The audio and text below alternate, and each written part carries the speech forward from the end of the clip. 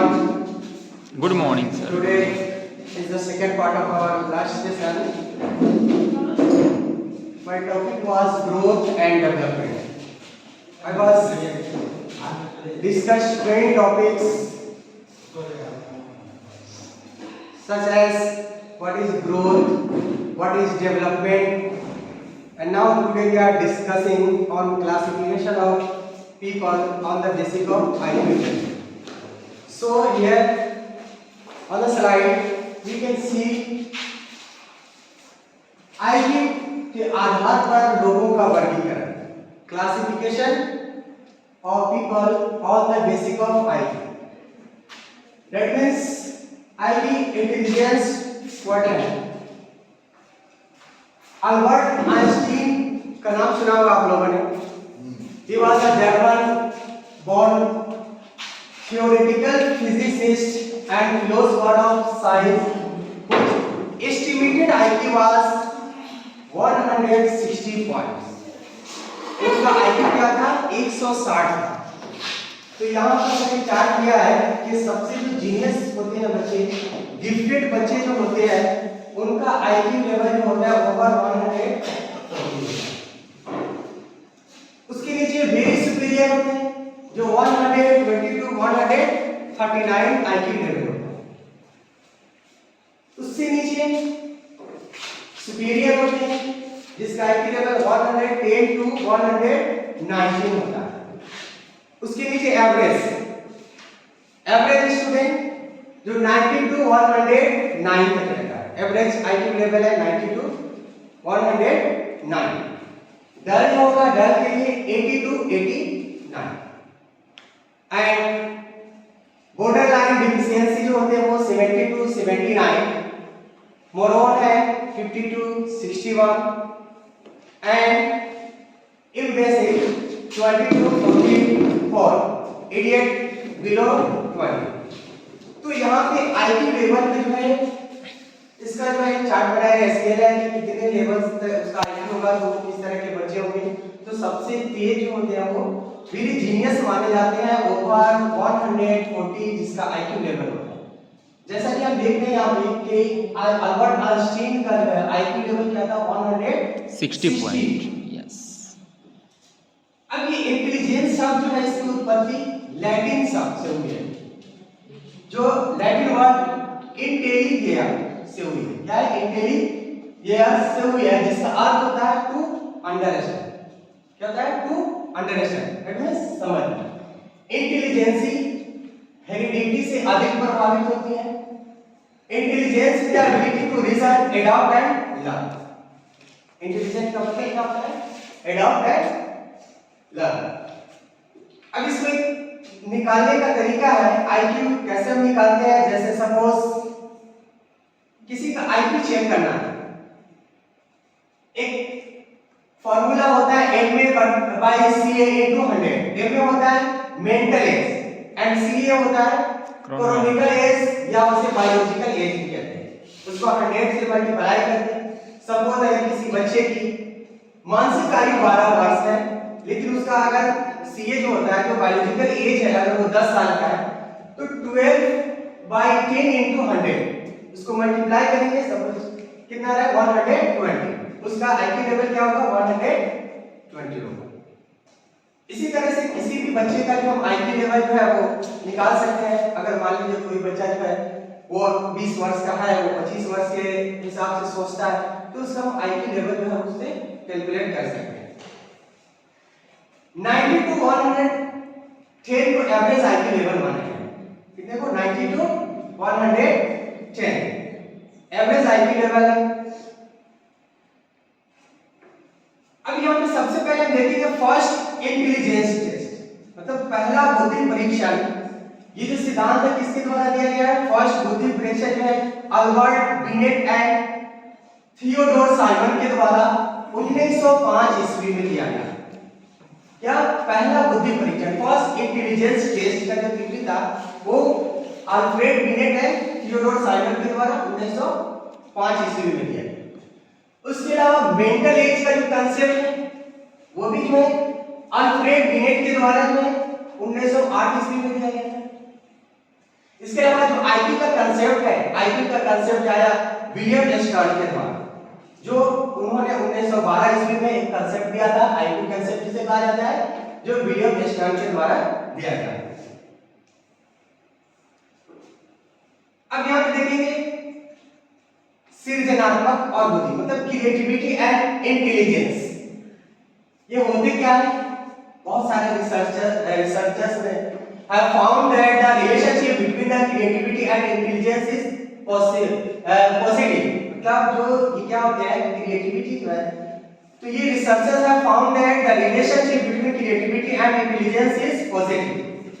जैसे कर्मन का मानना है, Karman in 1920 he found that person with the high IQ were not necessarily creative। मतलब उनका मानना था कि ये जरूरी नहीं है कि जिसका आईक्यू लेवल ज्यादा होगा वो क्रिएटिव होगा। क्या जिस बच्चे की आईक्यू लेवल अगर ज्यादा है तो वो क्रिएटिव होंगे।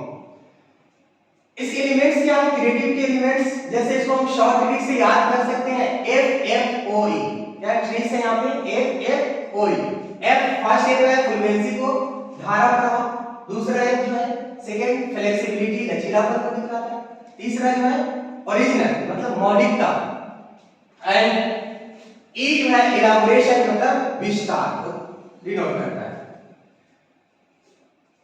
जीएफ गिलफोर्ड ने थिंकिंग को दो भागों में प्रस्तुत किया। जीएफ गिलफोर्ड ने थिंकिंग को दो भागों में बांटा।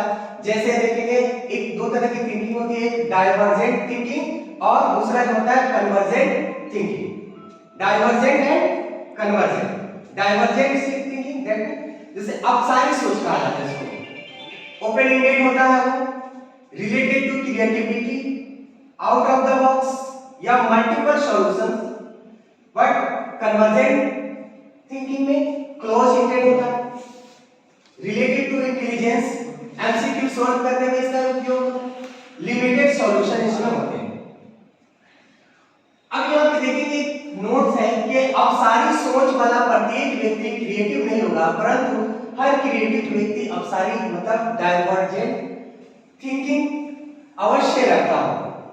दैट मींस कि अगर जो क्रिएटिव नहीं होंगे कौन? अपसारी सोच वाले, मतलब डाइवर्जेंट थिंकिंग वाले। ये जरूरी नहीं है कि वो क्रिएटिव नहीं होगा, बट यहाँ पे क्रिएटिव व्यक्ति जो है अपसारी सोच या डाइवर्जेंट थिंकिंग जो है वो रखते हैं। अब जैसे हम पहला पढ़े थे कि गिफ्टेड चिल्ड्रन जो होते हैं या गिफ्टेड जो होते हैं जिसका आईक्यू जो है ओवर 180 होता है, उसको अगर हम देखेंगे तीन भागों में बांटा गया। उसके तीन प्रकार हैं। कि सबसे पहले इंटेलेक्चुअल ब्राइट, बुद्धि जो होता है उसका 180 प्लस होता है, जैसा कि एग्जांपल में आइंस्टीन को देखें। दूसरा जो है टैलेंटेड होते हैं वो, जैसे सचिन तेंदुलकर है, सचिन तेंदुलकर वो टैलेंटेड है। उसके अलावा तीसरा जो होता है वो क्रिएटिव होते हैं, होंगे क्रिएटिव होंगे। दैट मींस जैसे example for example MF Hussain जो है क्रिएटिव माने जाते हैं। गिफ्टेड चिल्ड्रन को इंग्लिश करिकुलम की आवश्यकता होती है, जिनमें उनके इंटरेस्ट के अकॉर्डिंग चैलेंजिंग टास्क जो होता है वो कंटेस्ट होते हैं। इंटेलेक्चुअल ब्राइट इनके बच्चों को हाई हॉर्स का फुल फॉर्म होता है हाई ऑर्डर थिंकिंग स्किल, जैसे कंटेंट्स चाहिए होता है। इमोशनल इंटेलिजेंस क्या होती है? अब यहां पे देखिए इमोशनल इंटेलिजेंस संवेदी, दैट मींस संवेदी बुद्धि को सर्वप्रथम सैलोवे एंड मेयर ने इंट्रोड्यूस किया। अब ये होता क्या है कि इमोशनल इंटेलिजेंस नामक बुक को एक ये डेनियल गोलमैन ने लिखा था। अरिस्टोटल के अनुसार अगर anybody can become angry that is easy, but to be angry with the right person and to be right degree and at the right time and for the right purpose and in the right way, that is not within everybody's power, that is not easy.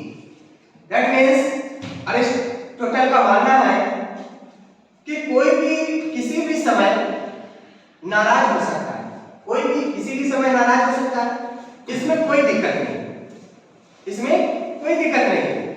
But इसका अर्थ है कि हम अपने emotion को control कर पाए। क्या है इसको? हम अपने इमोशन को कंट्रोल कर पाए और सही जगह पर, सही समय पर, सही तरीके से, सही मात्रा में इसका यूज कर पाए। इनका मानना था एरिस्टोटल का थिंकिंग था। अब यहां देखिए इमोशनल इंटेलिजेंस। नेक्स्ट है कि विशेषताएं क्या होगी। सबसे पहले है कि सोशल स्किल मतलब सामाजिक कौशल होने चाहिए इसमें।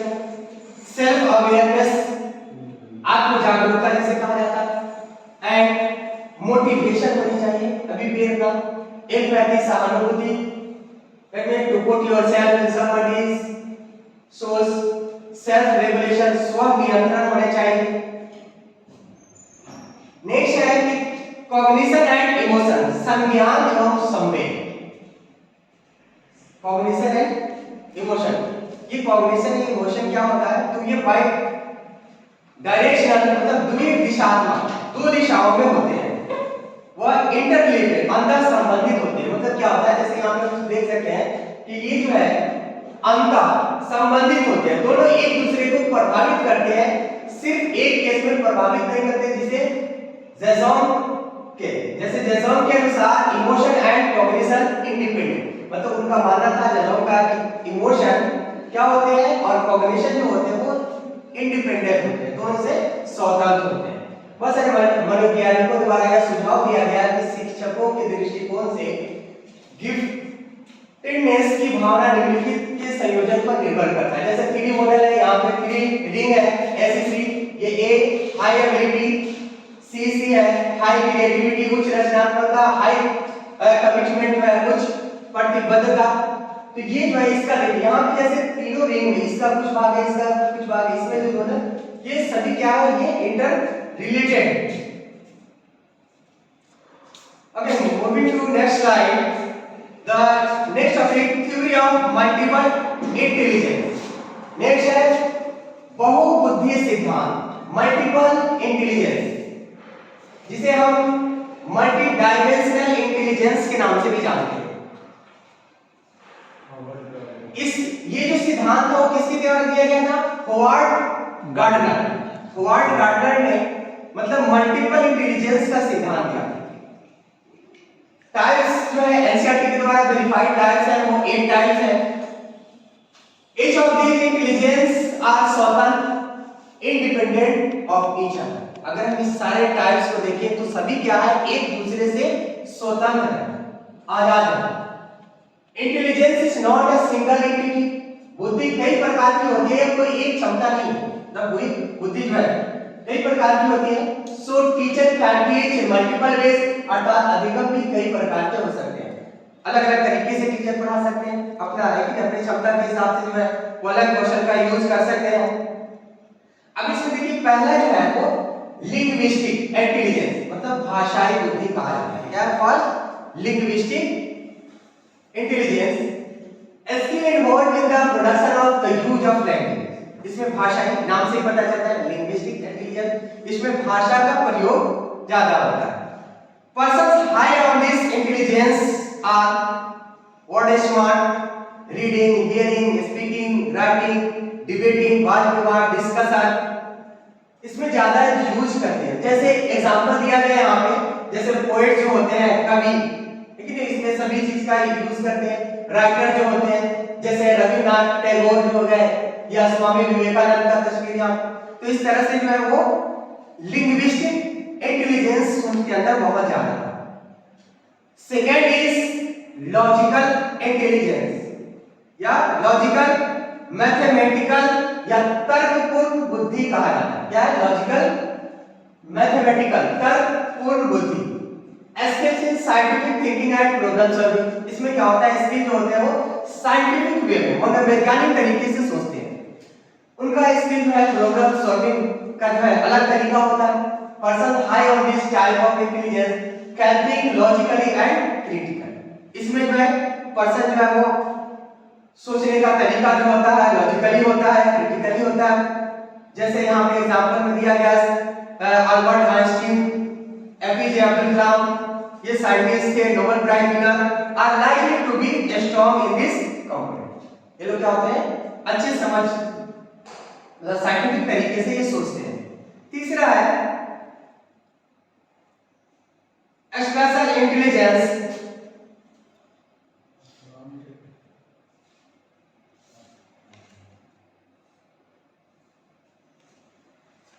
जैसे स्थानिक बुद्धि पाया जाता है इसमें। जैसे skill is forming visual image and the pattern.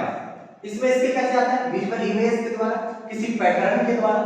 जैसे सेलर्स नाविक जो होते हैं, जैसे समुद्र में जा रहे होते हैं तो कैसे कोई मैप वगैरह देख के जो है अपना पूरा उसको सेल के जाते हैं कि वो अपनी यात्रा पूरी करते हैं। मूर्तिकार है, मूर्ति वगैरह बनाना होता है तो वो पहले क्या करते हैं, अपना आकार पहले करते हैं, पहले मूर्ति वगैरह बनाते हैं, पहले डिजाइन वो बना लेते हैं कि कैसे कैसे हमें क्या क्या बनाना है। पेंटर्स है, पेंटर्स वगैरह जो पेंट करते हैं। आर्किटेक्ट हो गया, वास्तु इंटीरियर डेकोरेटर्स हो गया, आंतरिक सजाकार होते हैं। कार्टोग्राफर, मानचित्रकार, पायलट्स है, सर्जन है। ये सब पहले क्या करते हैं, उसके अंदर जो एक स्पेशल जो है वो बुद्धि होती है। नेक्स्ट है म्यूजिकल इंटेलिजेंस, संगीत की यह बुद्धि, म्यूजिकल इंटेलिजेंस। अब इसमें देखिए जैसे sensitivity to musical range and patterns. जैसे यहाँ पे एग्जांपल दिया गया, ए.आर. रहमान है, सोनू निगम है, लता मंगेशकर है। सभी व्यक्ति का जो आवाज में एक जैसा नहीं होता है, लेकिन it is the capacity to produce, create and manipulate musical pattern. तब ये क्या कर सकते हैं?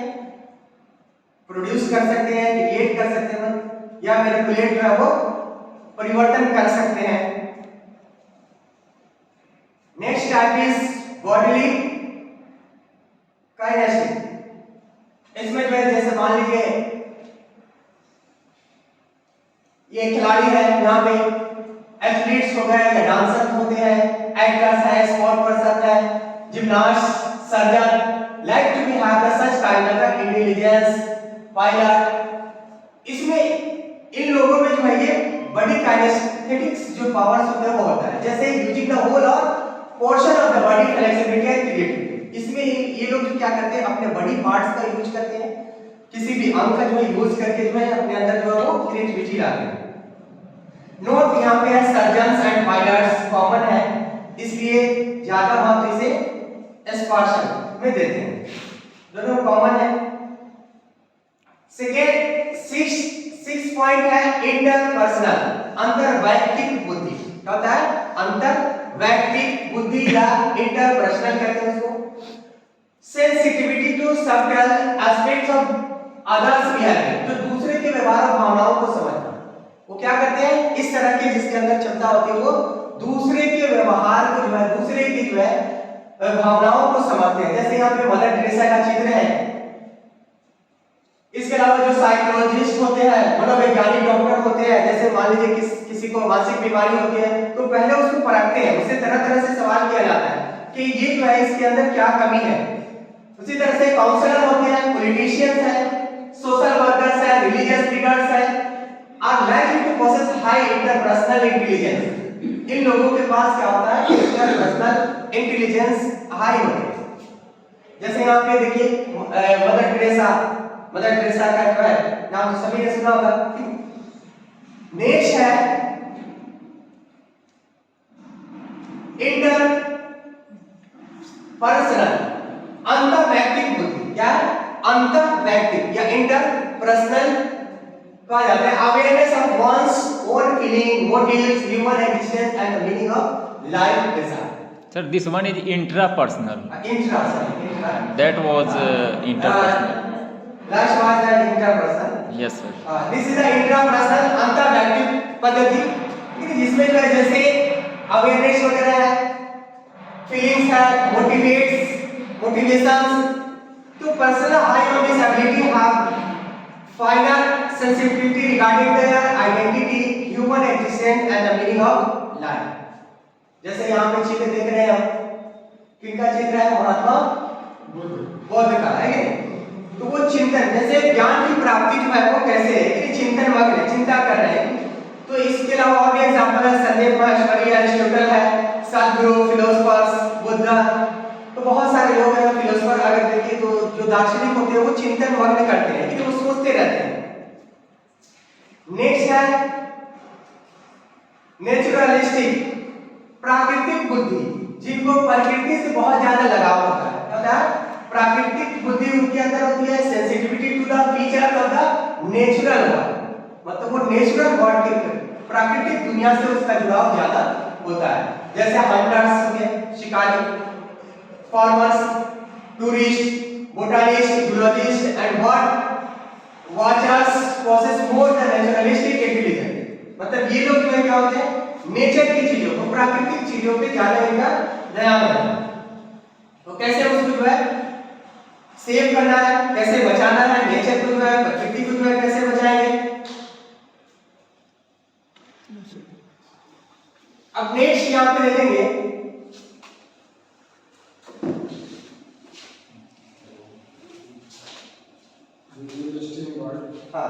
त्रिबुद्धि सिद्धांत, ट्रियार्किक थ्योरी ऑफ द इंटेलिजेंस। बुद्धि के त्रिबुद्धि सिद्धांत है, विलियम एस्टर्नबर्ग के द्वारा त्रिबुद्धि सिद्धांत का जो है वो प्रतिपादन किया गया है। जैसे इसको पीसीए शॉर्ट में कह सकते हैं, PCA that mean denote the practical, C denote creativity and A analytical. ये भी एक चार्ट के द्वारा, पाई चार्ट के द्वारा दिखाया गया है यहाँ पे कि एनालिटिकल जो है मेटा कंपोनेंटिंग विश्लेषणात्मक होते हैं या रचनात्मक, एक्सपेरिएंशियल है, क्रिएटिव होते हैं, या प्रैक्टिकल है, कंटेक्चुअल। अब यहां पे देखेंगे कंपोनेंट्स में विश्लेषणात्मक, think abstractly and process information effectively, मतलब अब यहाँ पे रचनात्मक या एक्सपीरियंशियल जो है formulate new ideas to combine the seemingly unrelated facts. तो हमें क्या करना है यहाँ पे, फॉर्मुलेट, नया आइडियाज जो है वो विकसित करना है, फॉर्मुलेट करना है। नेक्स्ट है contextual, shape the environment to maximise ones strength and compensate ones weakness, state x one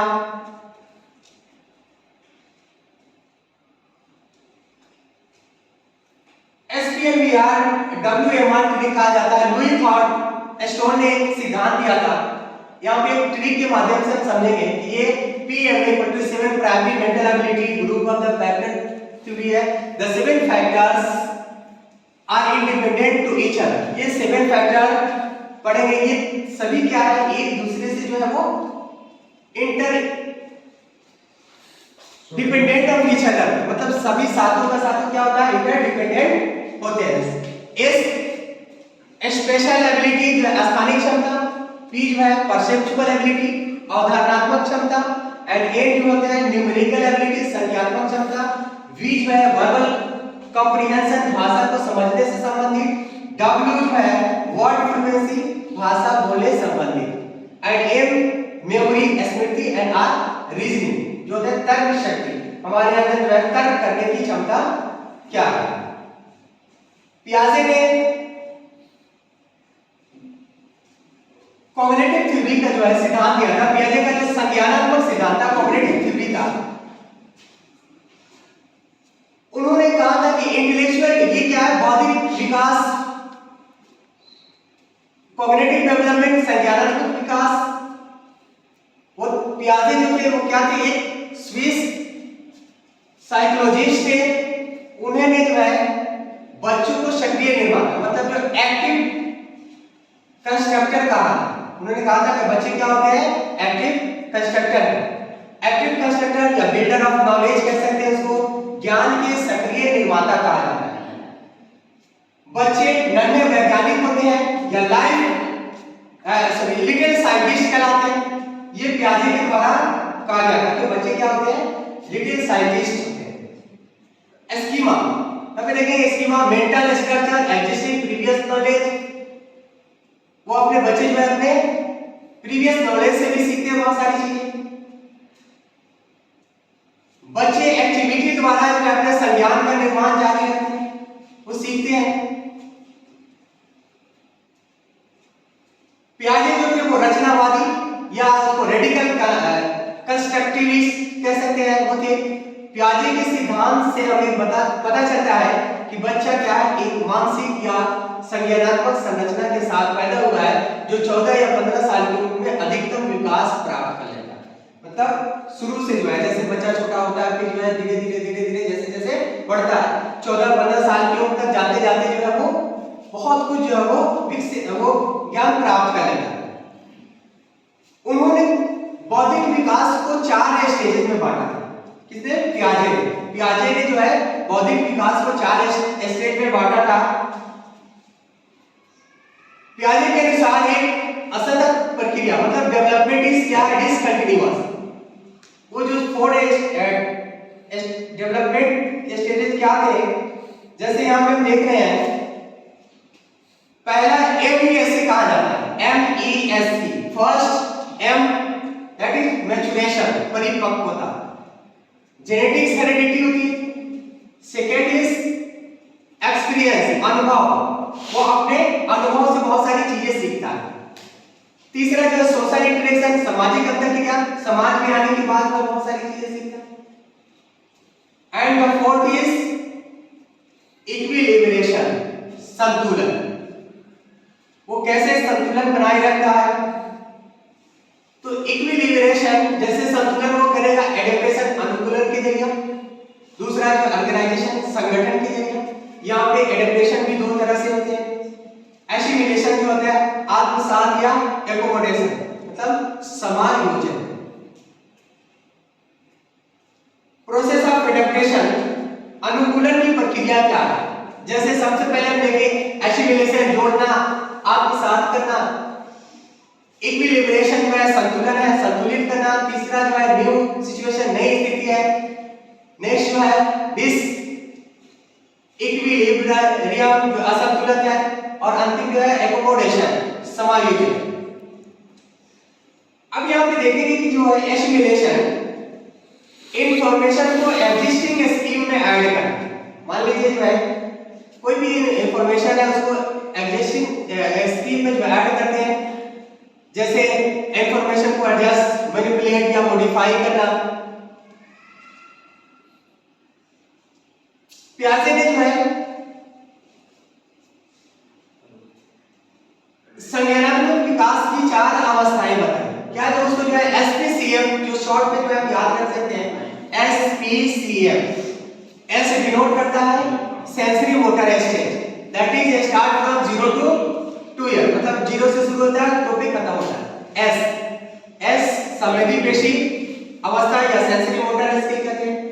second है पूर्व संक्रियात्मक अवस्था या pre operational stage, that start from 2 and ends in 7, मतलब 2 से 7 वर्ष की आयु प्री ऑपरेशनल स्टेज कहलाता है। और तीसरा जो है 7 से 11 वर्ष की आयु जो है कंक्रीट ऑपरेशनल स्टेज कहलाता है, जो मूल सक्रिय अवस्था कहलाती है। क्या कहते हैं? मूल सक्रिय अवस्था। And the fourth F denotes formal operational stage, 11 से लेकर 15 वर्ष तक, जो औपचारिक सक्रिय अवस्था होता है।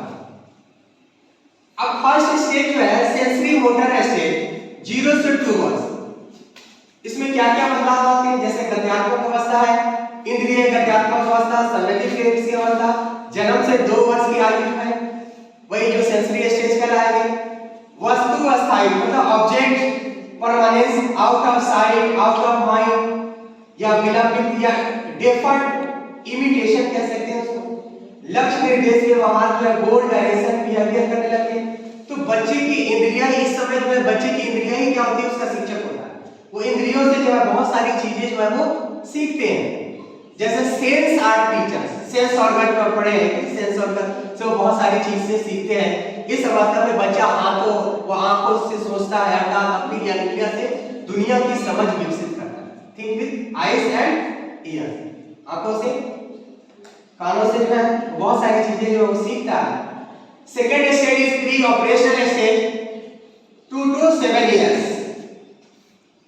अब ये पूर्व सक्रियात्मक अवस्था होती है।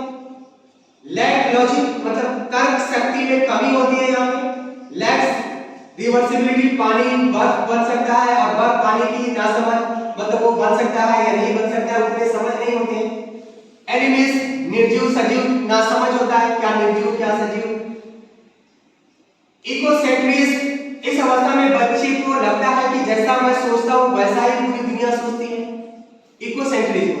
मतलब बच्चे को ऐसा लगने लगता है कि वो जो सोच रहा है वही सारी दुनिया जो है वो सोचती है। सिंबॉलिक थॉट लैंग्वेज या जैसे एबीसीडी कॉमा जो भी पढ़ते हैं, तो लैक ऑफ कंजर्वेशन संरक्षण, बच्चे को ऐसा एहसास होगा कि विकट ए में ज्यादा पानी है जबकि दोनों में समान होता है। ऐसा जो चित्र है, लेकिन ऐसा लगता है कि जो है उसमें ज्यादा पानी होगा। जैसे पिक्चर में दिखाया गया, ऐसे देखने में क्या लगता है, तो पतला छोटा सा है लेकिन दोनों में समान पानी होने की वजह से, लेकिन चित्र को देख के बच्चे क्या समझते हैं कि ए में ज्यादा पानी होगा। सेंट्रेशन मतलब केंद्रीयकरण। And the third stage is concrete operational stage, जो 7 to 11 इयर्स ये मूर्त सक्रियात्मक अवस्था कहलाता है। मूर्त कहते हैं कंक्रीट चीजों के प्रति लॉजिक तर्क शक्ति का ज्ञान। अब यहाँ पे बच्चे तर्क करना शुरू कर देते हैं, वस्तुओं का वर्गीकरण जो है, क्लासिफिकेशन जो है वो करने लगते हैं।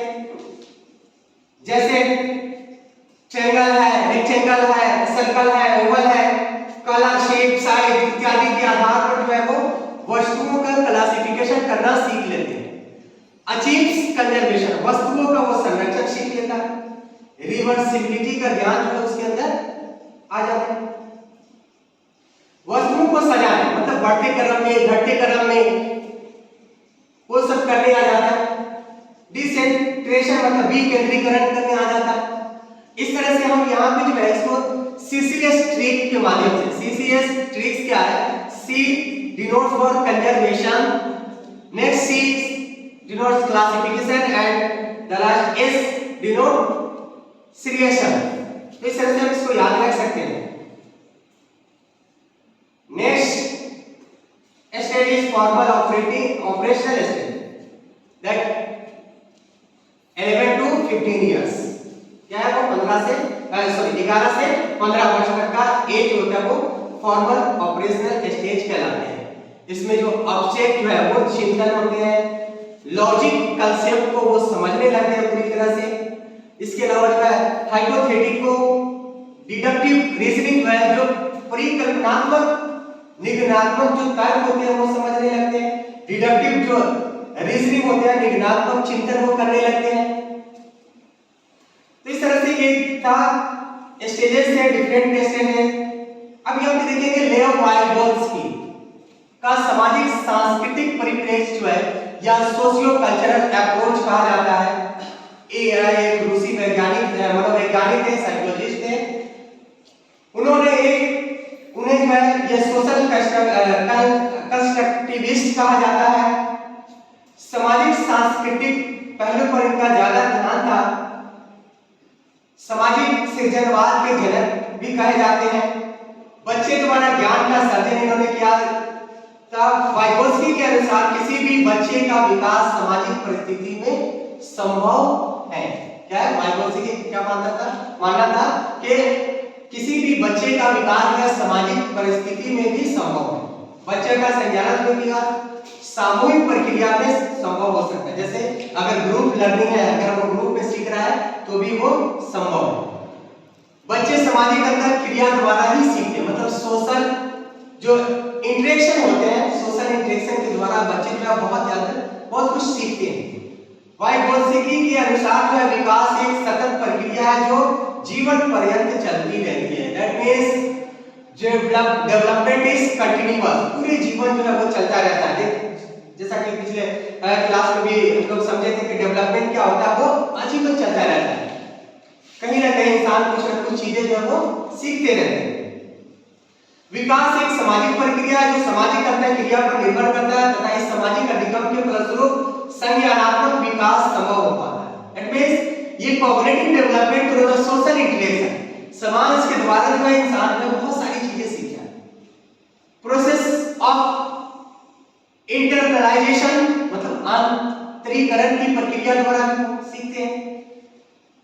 वाइगोत्स्की ने ये 3 महत्वपूर्ण पहलू बताए सीखने के लिए। लर्निंग जो होगा, जैसे हम सोशल इंटरेक्शन के द्वारा, लैंग्वेज, कल्चर जो है, तो पहला जो एससीएल कहा जाता है सोशल इंटरेक्शन, समाज से, कल्चर से, संस्कृति, और तीसरा जो है लैंग्वेज, भाषा। तो उनका मानना था कि भाषा का विकास सामाजिक अंतःक्रिया द्वारा होता है। क्या है? भाषा का जो विकास होता है वो कैसे होता है? सामाजिक अंतःक्रिया द्वारा। जैसे सपोज हम अपने घर में भी, जैसे जहाँ पे भोजपुरी बोलने वाले लोग होते हैं वहां बच्चे भोजपुरी सीख लेते हैं ज्यादा। जिस तरह का माहौल होता है समाज में, जिस तरह का जो है वो भाषा देखने को मिलता है, सुनने को मिलता है, वो उसी को जो है वो रिएक्ट करता है। जहाँ पे वो जाते हैं, स्कूल में जाते हैं, स्कूल में उर्दू इंग्लिश जो है हिंदी बोलने वाले होते हैं, वहां पे हिंदी वगैरह सीखते हैं, इंग्लिश सीखते हैं। तो भाषा व्यक्ति के लिए सबसे बड़ा यंत्र है। इसके द्वारा हम एक दूसरे के साथ बातचीत कर पाते हैं और ज्ञान का सृजन कर पाते हैं। Language is a tool. Language क्या है? एक टूल है जिसके द्वारा हम एक दूसरे से बात कर पाते हैं, लेकिन बात कर पाते हैं। अब यहाँ पे देखिए सम अदर इंपॉर्टेंट टर्म्स जो है, यहाँ पे zone of proximal development ZPD कहा जाता है संभावित विकास का क्षेत्र। क्या है?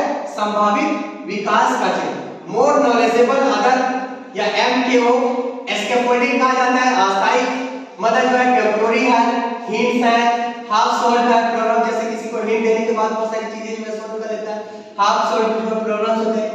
तीसरा जो है MKO है more knowledgeable other, anybody who knows more in a particular area expert कहलाते हैं। जैसे किसी विशेष, जैसे मान लो कोई सब्जेक्ट एक्सपर्ट होते हैं या किसी चीज को जो है वो बहुत अच्छी तरीके से जानते हैं। Zone of proximal development. अब यहाँ पे दिखाया गया है कि ये staff learners can do staff learners can do with the support, staff learners can do learn with support। मतलब अगर उसको जो है किसी सपोर्ट के बिना जो है वो कुछ नहीं सीख सकते। अब यहाँ पे देखिए जो है staff ZPD scaffolding, MKO father है, स्कैफोल्डिंग साइकिल को पकड़ना, ZPD बालक को मदद मिलने पर सीखने का कदम। ओके, तो यहाँ जैसे देखिए फादर जो है वो सिखा रहा है, साइकिल सिखाते हैं बच्चे को। वो बच्चा जो है शुरू में जो है अननोन होता है, वो ऐसे नहीं सीख सकता जब तक कि उसके पेरेंट्स उसको हेल्प नहीं करेंगे, वो नहीं सीख सकता है।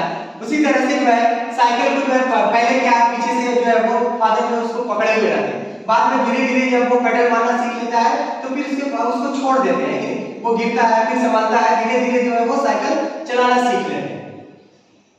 तो ये टॉपिक तो बहुत बड़ा है, इस वजह से टुडे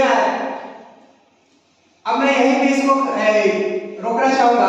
तो इस hopefully you all understood, so here I would like to wind up my session and I will continue in third part. Thank you and have a nice day. Thank you.